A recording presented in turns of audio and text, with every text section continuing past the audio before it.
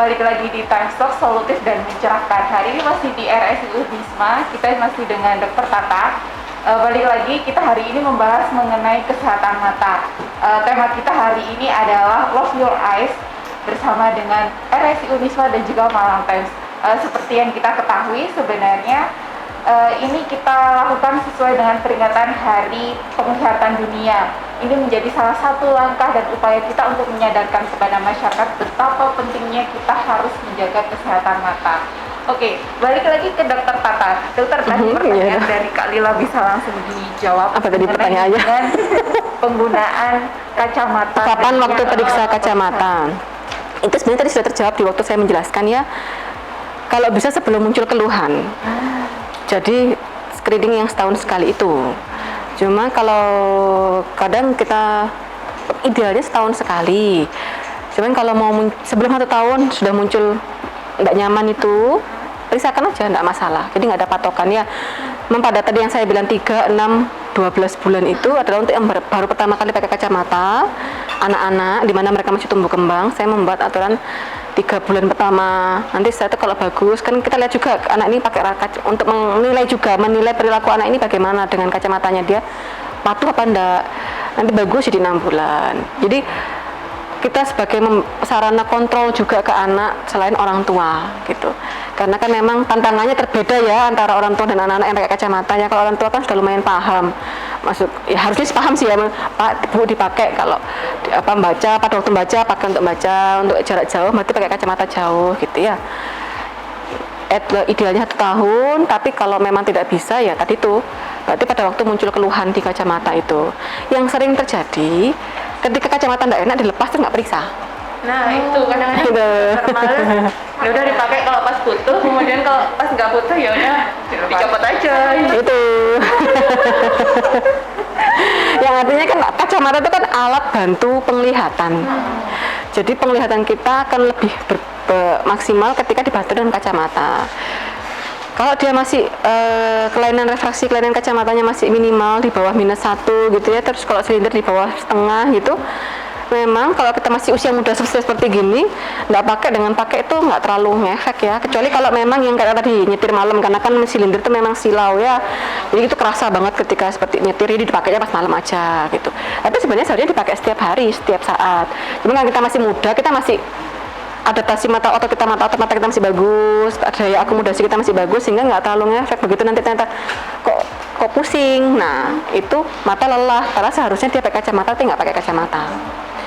Pusingnya spesifik biasanya di area sekitar sini. Oh iya. Sini itu berkedut gini juga. Kadang-kadang kalau sampai pala kedutan cedut di sini gitu. Kayak gitu ya. Area sini kalau lama-lama sampai ini kepala ke belakang pasti, karena nggak tertangani di depan. Itu. Aduh, berarti gue tuh kan punya temen dong, sesat berarti ya. Karena dia tuh ceritanya ke saya. Aliran sesat apa ini? Jadi dia tuh kan minus memang. Tapi dia nggak pakai kacamata. Katanya dia itu soalnya untuk membiasakan diri nggak pakai kacamata sehingga nantinya ya udah sembuh aja gitu dong.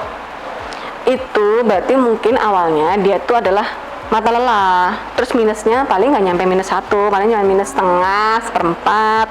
Karena ketika kondisi kita mata lelah, itu memang pemeriksaan kacamatanya bisa berpengaruh gitu. Kita mau waktu kita periksa kacamata kan kita sudah huruf A, B, C, gini makin kecil. Saat kita mata lelah itu mata tuh nggak nyaman. Jadi ketika kita periksa nanti akan keluar ukuran sekitar -1/4, -0,5 kayak gitu. Tapi itu tidak akan dibandingkan lagi dengan ada sendiri alat komputer yang memang dia akan mengukur ukuran kacamata kita. Nanti dari alat komputer itu jadi patokan kita, panduan, oh kebutuhannya ini segini, di pasien nanti dapatnya berapa, kayak gitu.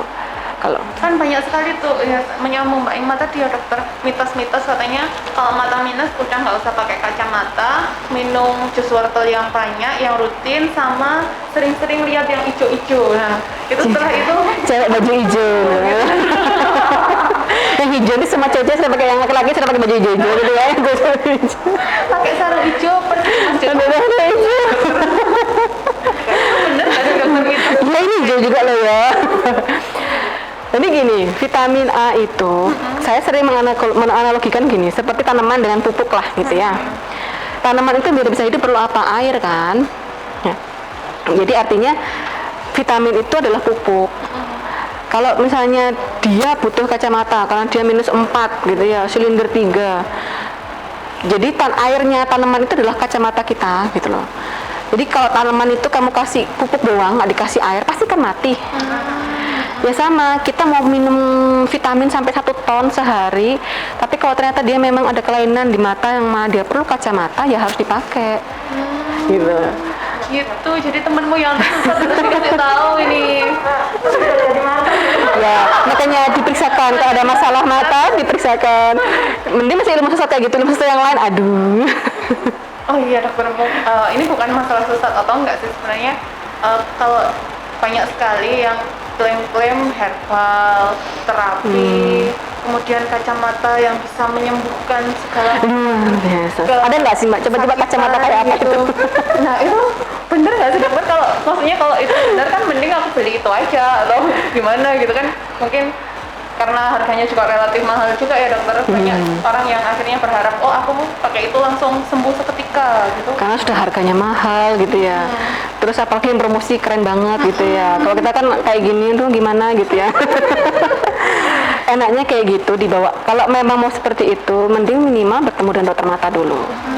Kalau saya menyamaratakan semua jawabannya seperti itu, nanti kan kalau ternyata permasalahan matanya kan juga banyak ya, permasalahan A sampai Z sampai double belakang gitu ya. Lebih enak langsung aja kalau memang berani untuk mengambil keputusan beli harga semahal itu, kenapa tidak datang periksa ke dokter mata? Tuh ke dokter mata misalnya ya harganya sekitar 1 juta tuh kacamata, ke dokter matanya aja paling nggak nyampe 100.000 lah misalnya, misalnya nggak tahu loh ya, bukan ada yang kabar bekerja juga, tadi saya bukan promosi apa lo ya. Intinya kalau berani seperti itu, kenapa nggak berani ke dokter mata gitu ya, nanti kan dari situ dapat jawaban semuanya. Jadi lebih pasti ya dok ya. Betul. Daripada coba-coba ke terapi-terapi. Udah dapat ini, pakai ini kok nggak enak. Ada juga memang beberapa pasien yang datang ke saya tiba-tiba terus udah ngasih kacamatanya. Loh, bapak sales saya. Enggak dok, saya nyoba tadi ke dok ini, saya pakai ini ke optik ini, terus saya ini, terus kemarin ada datang ke rumah saya pakai ini kok nggak ada yang enak semua. Siapa yang suruh? Gitu. Kadang ada yang seperti itu memang gitu. Jadi akhirnya kok nggak nyaman. Nah, makanya ini dengan ada caranya ini, saya juga ingin menyampaikan kepada seluruh warga, kepada seluruh masyarakat ya, nggak usah takut periksa, jangan bertobat, jangan takut berobat. Jangan takut berobat, kita nggak ngapa-ngapain, semua pada pakai masker kan, mau gigit juga nggak bisa loh. Kita komunikasi malah benar-benar dari mata ke mata kan, gitu. Dari mana turun ke hati. Betul sekali. Gitu. Dokter, itu tadi balik lagi, sebenarnya itu kan juga banyak yang curhat, kayak teman saya juga banyak yang mengeluhkan matanya itu sakit dan lain sebagainya. Tapi mereka selalu bilang, kok aku takut ya ke dokter mata. Iya, kenapa ya Mbak? Sih kayak gitu ya, kan mereka itu lucu juga, kenapa harus takut? Dan mereka lebih memilih kayak ke periksa-periksa ke sesuatu yang lebih ke apa ya, temennya sendiri, percaya sama temennya sendiri kayak gitu ya, menurutmu harus gimana kayak gitu dok. Nah itu tolong silahkan diceritakan teman saya dokter. Temannya ya, teman dekat. Ya ini juga memang menjadi pertanyaan dan saya sendiri juga penasaran, benar-benar penasaran kenapa kok takut gitu ya. Karena dokternya cantik-cantik. Bahkan cukup sekarang dengan online gitu kan bisa pilih lihat fotonya tuh dari beberapa macam platform ya. Oh, kalau memang nggak cantik mau cari yang cakep, oh ya nggak apa-apa tinggal dipilih. Atau mau cari yang wajahnya seperti apa silahkan gitu ya. Kita sekarang malah nggak tertutup, terbuka, benar-benar terbuka ya. Akses dimanapun bisa. Mau daftar juga lewat online juga bisa, mau daftar lewat telepon bisa. Artinya tidak ada masalah di media komunikasi. Tinggal mau terbuka apa enggak gini. Intinya jangan sampai terlambat gini. Karena kenapa? Sudah ditunjukkan dari data di dunia ya bahwa kebutaan di dunia itu ada kebutaan yang bisa dicegah dan tidak bisa dicegah. Kebutaan yang bisa dicegah itu artinya kita bisa menangani, seharusnya itu bisa ditangani tapi nggak perlu sampai buta. Yaitu tadi satu dengan kacamata, yang kedua dengan operasi. Yang paling sering adalah katarak ya. 1,1 miliar penduduk di dunia tahun 2021 ini mengalami kebutaan. Di dunia saat ini, tadi saya baru ngecek ya, di dunia saat ini tuh 7,87 miliar penduduknya. 1,1 miliarnya itu buta. Coba bayangkan ya. 1,1 miliar itu ibaratnya Indonesia aja sekarang 275 juta. Berarti seluruh penduduk Indonesia buta, ditambah penduduk Malaysia, penduduk Kalimantan, penduduk Singapura, pokoknya seluruh Asia Tenggara itu buta. Coba bisa dibayangkan ya. Padahal tuh dia 90% itu bisa dicegah. Oh, dari 1,1 miliar penduduk itu harusnya 90%-nya itu seharusnya tidak buta. Gitu. asalkan sudah melakukan pengobatan sebelumnya gitu. Iya, ada pencegahan. Jadi penyumbang terbesarnya satu adalah kelainan kacamata yang tidak dikoreksi tadi yang mulai dari anak-anak atau yang tua. Yang tua artinya dia karena butuh kacamata baca, tapi memang tidak periksa, akhirnya nggak tahu kalau ternyata sebenarnya itu nggak bisa bacanya, bisa dibantu dengan kacamata. Yang kedua karena katarak. Jadi katarak itu memang akan diderita oleh semua orang ketika sudah waktunya nanti ya. Itu memang penyakit usia tua. Jadi dia tuh katarak itu, lensa mata kita itu yang isinya protein itu mateng. Kalau mau dibayangkan mateng tuh karena apa? Kayak putih telur tuh loh. Putih telur belum diapa-apain kan putih ya, itu protein, itu bening ya. Kalau kita kocok kan jadi putih.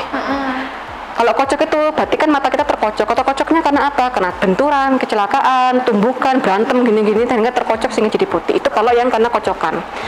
Tapi kalau mateng kan digoreng, dipanggang, dikukus. Cuman kita mateng secara usia. Jadi usia kita yang mateng, akhirnya protein di mata tuh jadi mateng juga sehingga akhirnya lama-lama jadi putih seperti putih telur yang mateng itu. Jadi selama kita berusia dikasih alhamdulillah ya dikasih usia panjang gitu, kita kan mengalami katarak gitu. Jadi bukan satu penyakit yang ditakuti gitu. Jadi aduh aku buta, tak bisa lihat, mungkin saatnya mati loh. Bukan, itu saatnya diobati. Jadi gitu. sudah pengobatan katarak sudah mulai maju ya dokter? Sudah sangat maju. Pengobatan katarak ya katarak itu kan ada derajatnya ya mbak ya. Jadi derajat yang paling ringan sama kayak tadi masak telur kan ada yang setengah mateng, ada yang mentah, ada yang mau telur rebus gimana ya. Sama di mata juga ada derajatnya katarak itu. Dari derajat yang paling ringan sampai paling berat. Kalau paling ringan dia masih bisa dibantu kacamata. Teman nanti memang seiring waktu ketika kacamata sudah nggak bisa, artinya kataraknya sudah terlalu tebal, sudah terlalu mateng. Kalau telur matang kita makan baru hilang kan ya. Kalau itu kan ya sama, kita hilangkan dulu. Jadi kita hilangkan dengan cara operasi, diambil. Teknik operasinya ada banyak. Yang paling terbaru, yang paling sering sekarang adalah VECO ya. VECO emulsifikasi. Di sini sudah bisa VECO emulsifikasi. Jadi memang operasinya sederhana, tanpa sayatan, nggak nginep gitu ya. Jadi datang pagi, sore pulang kayak gitu. Tapi itu ya tetap harus periksa untuk bisa melakukan seperti itu ya harus periksa dulu. Nggak mungkin tiba-tiba, dok saya katarak, saya mau operasi sekarang. Dokter langsung mikir gitu dokter menuduh diri sendiri. Alhamdulillah pasienku cerdas sekali gitu ya. Mendasa diri sendiri tiba-tiba. Orang Indonesia begitu mbak emang. Itu nggak sih dokter operasi katarak yang sudah mungkin diambang batas penglihatan yang itu tapi ternyata akhirnya berhasil itu gimana? Loh, banyak. Karena memang seringnya jadi pasien itu datang dengan harapan jadi gini, pasien mengalami buram ya. Ketika mata kita masih buram, kan mata kita ada dua tuh. Alhamdulillah kita punya dua mata ya. Nah, sehingga ketika satu mata bermasalah, mata yang sehat akan mengcover sehingga nggak terasa. Begitu mata yang sehat sakit, tinggal satu ini sakit, baru nanti, loh kenapa kok mataku sakit itu? Akhirnya barulah periksa ke dokter mata. Yang sering terjadi seperti itu. Baru nanti itu dilihat ternyata loh, harapannya dia pakai kacamata selesai gitu ya, jadi nggak perlu operasi. Karena orang dengar operasi itu memang kayak takut ya, aduh operasi diapain itu, aduh gimana ini gini-gini itu pasti takut. Saya paham, saya sendiri mau dioperasi jerawat loh, diambil jerawatnya aja takutnya setengah mati. Saya dokter di mana? Itu sama-sama takutnya ya gitu ya. Cuman yang gimana kita memahamkan bahwa mumpung masih bisa dioperasi, maka operasi katarak itu dilakukan aja gitu. Nah nanti kalau memang sudah selesai operasi, pasti tambah jelas selama tidak ada masalah selain katarak. Nah, taunya masalahnya selain katarak apa? Ya nanti diperiksa di dokter mata seperti apa. Karena ada penyakit-penyakit tertentu yang dia bisa merusak saraf mata juga.